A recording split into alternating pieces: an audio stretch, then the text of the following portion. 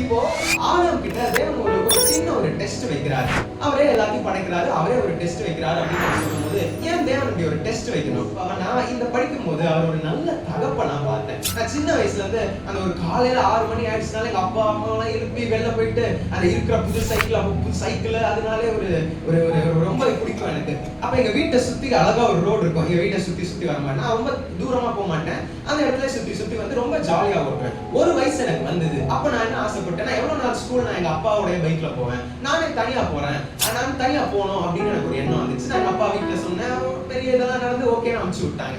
அனுப்பிச்சு விட்டு நான் கொஞ்ச நாள் போக ஆரம்பிச்சேன். சில நாள் நான் அங்க பார்க்கும்போது எங்க அப்பாவை பார்ப்பேன். அப்ப நான் நினைப்பேன், சரி ஒரு வேலையா அதோ போயிருப்பாங்க போல அப்படின்னு நான் நினைச்சேன். ஆனா கொஞ்ச நாள் கழிச்சுதான் நான் அதை உணர்ந்தேன்.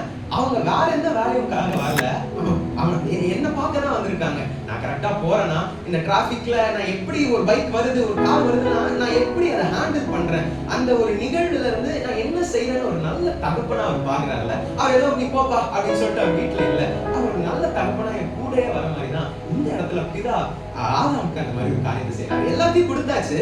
இப்போ உன் ஆவி சுத்தமா இருக்குதா அசுத்தமா இருக்குதா?